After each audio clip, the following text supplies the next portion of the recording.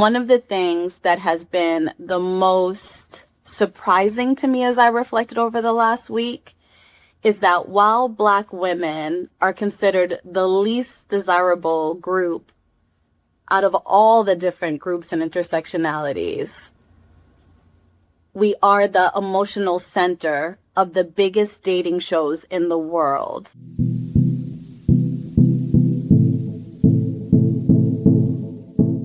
Hey, Harriet. The Harriet Tubman in me welcomes the Harriet Tubman in you.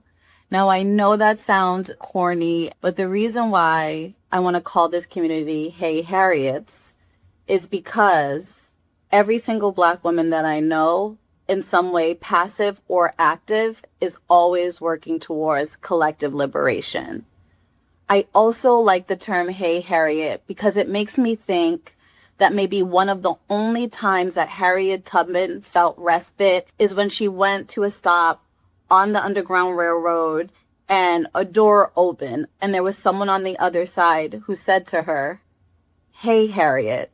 And she knew in that moment that she wasn't going to be on a solo quest, that there was someone who was going to take the reins while she slept, while she refueled, while she came back to herself, and before she set off to the next stop. And so I hope that these videos, this podcast episode, will feel like a respite specifically for Black women after a long period of rushing, working, fixing, perfecting. I also hope that this episode is a respite for me.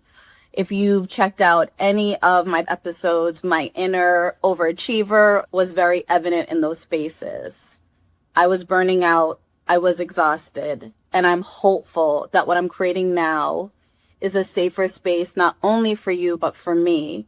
An opportunity to speak casually about whatever I'm feeling in that week, reflecting on topics that hit me specifically as a Black woman, and most likely hit you as a Black woman as well.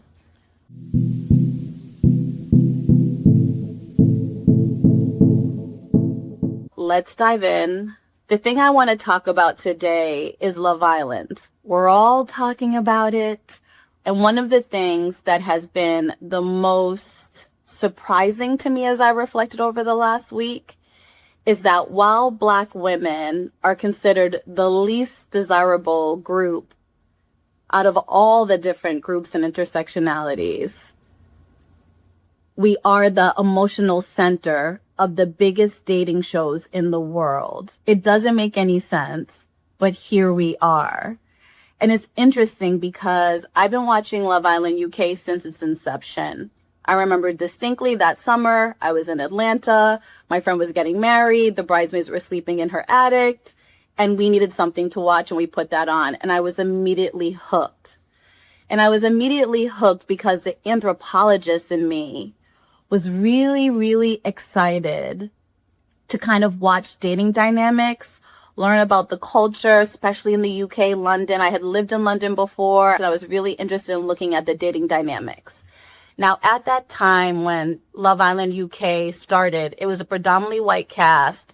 I don't even remember if there were any Black women on the show or Black men, but I know that race wasn't a heavy topic around those dynamics.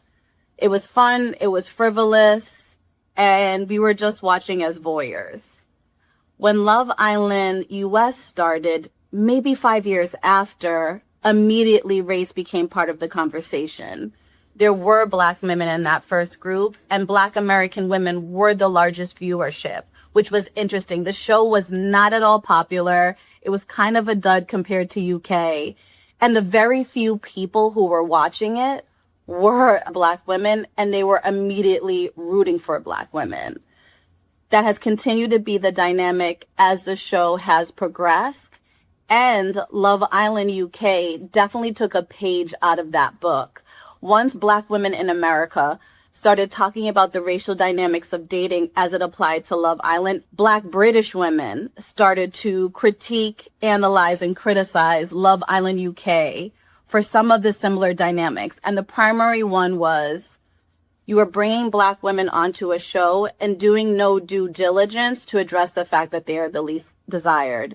i.e. you are bringing on men who explicitly are not attracted to Black women. So I think that the Black female audience in both cases were really championing and rallying behind those Black women, not only because they personally empathize with that experience, but also because they knew no one else would be rooting for them. And one of the things I love about being Black women is that we are loud. We are loud verbally. We are loud digitally. And so that conversation immediately became to the forefront because Black women were the ones tweeting, blogging, videoing, discussing the fact that similar to their own lives, dating was an unfair playing ground, that the racial dynamics were not in our favor, that desirability politics always put us at the bottom. But even outside of the racial dynamics, one of the reasons why Love Islands everywhere, Australia, UK, South Africa, wherever they are so appealing to us as an audience is that they become a case study of our own lived experience. They're cultural laboratories. They're collective therapy sessions. So for someone like me who is older, 47, and had, by the time the first Love Island came out, had been dating for decades, that had been a very solitary experience for me. There wasn't in real time a cultural critique around what I was experiencing, which created a bigger space for me to second guess myself, misinterpret things, have not real feedback. Because whatever was happening to me in my dating dynamic, I only had the perspective of myself and the perception of what my partner was doing. And so it made it easier for me to be gaslit, insecure, unsure, because part of the dynamic of being a Black woman dating is to second guess what's happening, because often what's happening feels nonsensical. Often what's happening feels disproportionate, feels irregular. It doesn't match the narrative of what dating should be or how you should show up. The rules don't seem to apply to us as Black women the same as they apply to other people. So when it was harder for us to find a loving, supportive, engaging, balanced relationship, it was really hard to pinpoint what had gone wrong. And in many cases, especially for me, I blamed myself for what had gone wrong. And so the beauty of Love Island, it was a way to witness your own dating dynamic from the outside without the risk, without the danger, without the shame, and have a front row seat to kind of pick apart the dynamics that we ourselves had been experiencing, but with our nervous system to some degree more regulated and therefore more able to understand what exactly was going on. It also made a lot of us feel like, oh, this isn't a me problem. This is a system problem. This is a communal problem. This outcome was inevitable because it is intrinsic to the dynamics of our society. And I think that was incredibly cathartic and healing for a lot of Black women who had previously said, I messed up, I did this wrong. To see it secondhand, there was enough distance for us to say, wait a minute, maybe I didn't. And I think one of the biggest blessings of Love Island is that it has highlighted the dysfunction of the relationship between the masculine and the feminine. No one that I know in my life is explicitly telling me that they consume red pill propaganda. No one in my life is self-identifying as a Kevin Samuels or an Andrew Tate fan. However, because those ideas around misogyny rooted in patriarchy are so pervasive, a lot of men in my life do exhibit red pill behavior, but it was harder for me to recognize because it was more subtle. Love Island gave me a platform to see how pernicious those ideologies were within the everyday behavior of men, in particular when they are dating. And interesting enough, it was easier to see that even while the words were, we like you, we like you, we like you, we like you, all the behaviors are, we hate you, we hate you, we hate you, we hate you, but we also still want access to your body. We still want access to your care. We still want access to your esteem, even if we are unwilling to reciprocate that even 1 iota. So again, Love Island since the beginning has been so attractive to a mostly female audience because it began to highlight things that we were unable to see when we were in the situation because we were more emotionally dysregulated. And there's no denying that we live in a time when a majority of men hate women. And we can argue why those reasons are, but at the core of it is rooted in the fact that women in general have the privilege of choice in ways that we never have. And so what has made men so angry is that while women have been taught since birth how to be desirable to men, they have never been taught how to be desirable to us. So when we now have the choice and say, you've got to earn us, you've got to behave in a particular pattern in order to receive my esteem, my care, my body, my time, they have absolutely no idea how to do it because their lineage had never had to do this before and therefore did not teach them what women want, what women need, what gives them access to us. And rather than do the work to figure that out, because patriarchy has conditioned them to feel like they never need to do the work to do that, they have reverted to extreme misogyny, extreme patriarchy, extreme anger, hatred, resentment, and insecurity. And all those dynamics get played out in Love Island in real time. And because they're so ridiculous, when you get to be a viewer of it, you realize it in ways you can't when you're actively participating in it. Also, because of social media, the ability to hear perspectives of other women in real time has helped, especially someone like me who's an exennial, to level up, to mature, to realize how male-centered I was, to realize how much I aided and abetted my own in my romantic relationships. Before, if you were experiencing these things solo in isolation, you did not have other voices to help you understand it, to call it out, to name it, especially in ways that millennials and Gen Zers are doing right now. Society has taught us who deserves care, who deserves desire, who deserves their feelings being prioritized. And historically, Black women have been the people in society that men across the board have felt comfortable to mistreat. And so the hatred that men feel toward women is always the most explicit when it is directed to Black women. And that becomes incredibly apparent in dating shows. The dismissal, the expectation for agreement, the resentment felt around the fact that we do have expectations are most evident when a Black woman is on the receiving end of that. And that is amplified in dating shows that are predominantly white. The disparity in treatment is so apparent because we have that parameter, which is interesting for a lot of Black women who socialize in predominantly Black circles.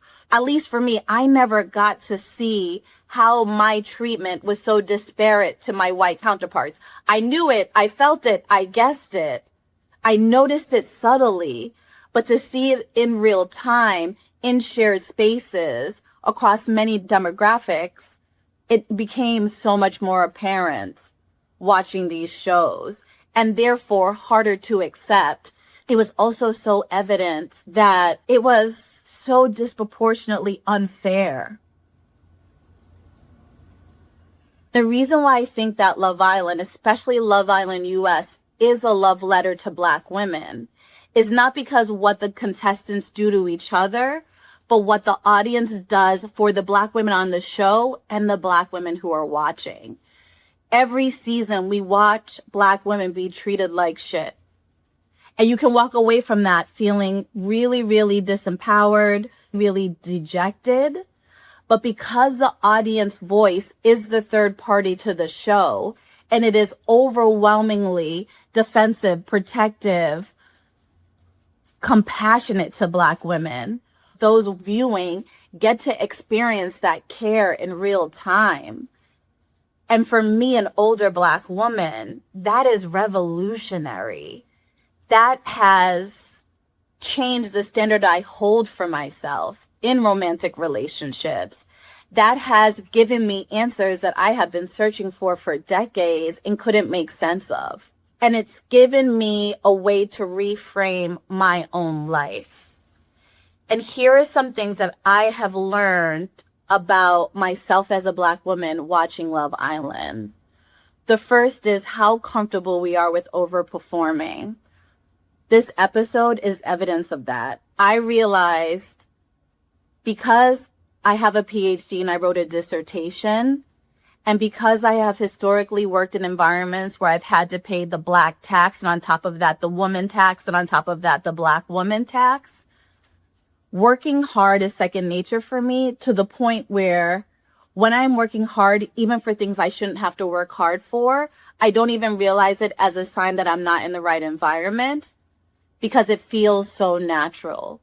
So in relationships, when I've had to work overtime for care, consideration, compassion, I never questioned if the person I was with was the wrong person, because overworking was second nature for me.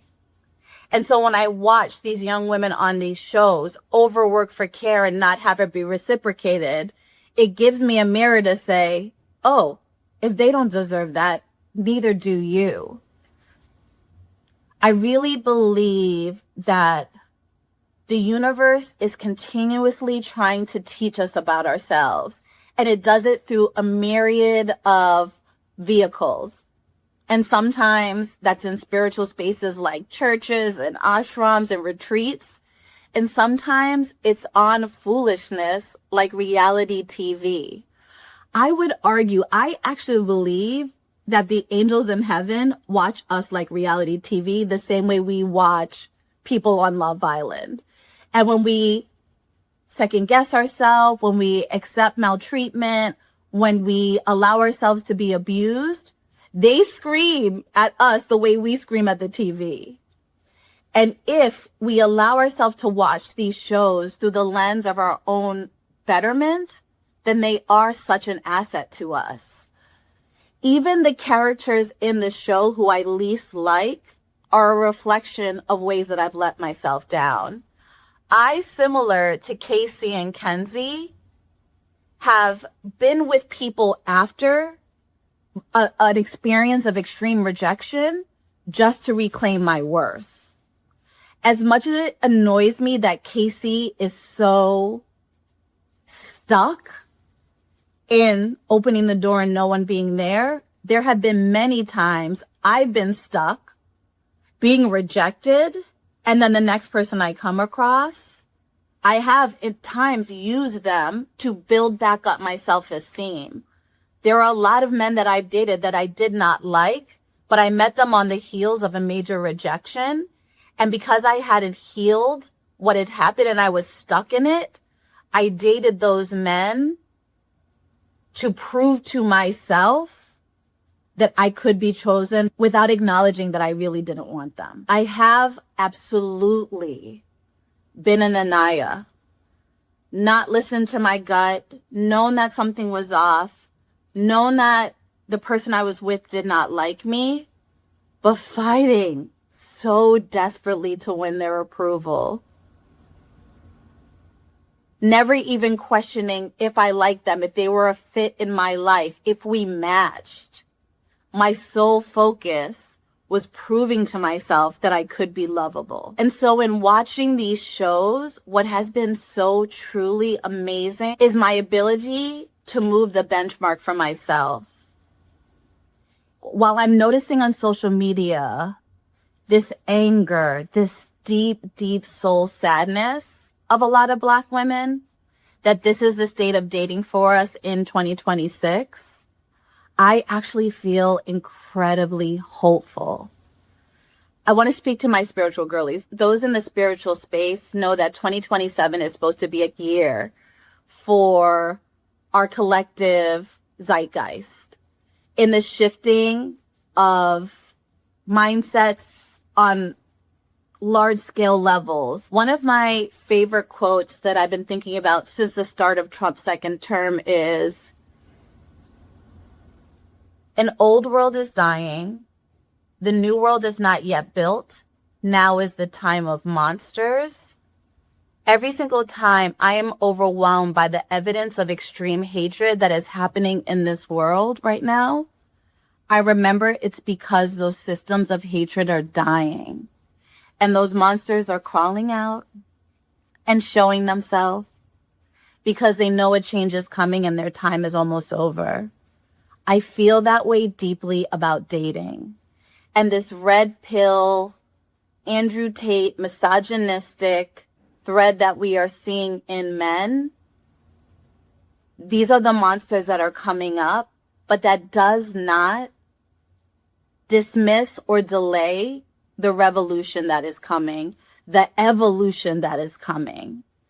And there is a discussion in spiritual spaces that after the year 2027, there will be a period where the divine masculine and the divine feminine will reconcile, will rebuild with each other. And I think one of the ways that that is made possible is by watching the desecration of patriarchy, misogyny, red pill behavior, the imbalance between men and women. And one of the ways that that is happening is by witnessing it, by acknowledging it, by naming it, which is exactly what's happening when we watch shows like Love Island. I actually believe that Love Island is a vehicle of transformation of what can actually happen when men and women, hetero men and women, come together in divine acceptance. But there was no way we could get there without naming it and acknowledging all that came before it. And Love Island is the perfect vehicle for that. And the mass audience that's watching it is so important to that. And a lot of women are very mad because men are watching Love Island in disproportionate rates that they ever have before. But I think it is so important, almost similar to how Anaya stood up to KC, stood over him and yelled him down. That's what's happening on social media platforms. Red pill behavior can only proliferate if men see the value in it and think that it is the right choice. And by daily hearing women and enlightened men call it out, point how wrong it is, push it down, that is the only way we are going to convert some of the most misogynistic around us. Cults work because they work in isolation. They're insular. And so the rhetoric is recycled over and over and over again. What is good about red pill men, red pill black men being in the space of Love Island is that they're no longer in an echo chamber. They cannot escape the rebuttals. And that is chipping away at an armor of protection of their own insecurity that they've been able to build up for years. And they will learn with time. And they are watching on the show how they are not getting the outcomes that they want. Even if in real life they are tricking women and cajoling women and they are finding male-centered women who are agreeing with them or accepting their behaviors, they are still getting representation of a ton of women. Women like Trinity that are saying, absolutely not on my watch. That's not going to work. And so that's why I think that Love Island is such an asset to society. As an anthropologist, I honestly believe that to be true. And I also am really hopeful around what this discourse will bring in the end.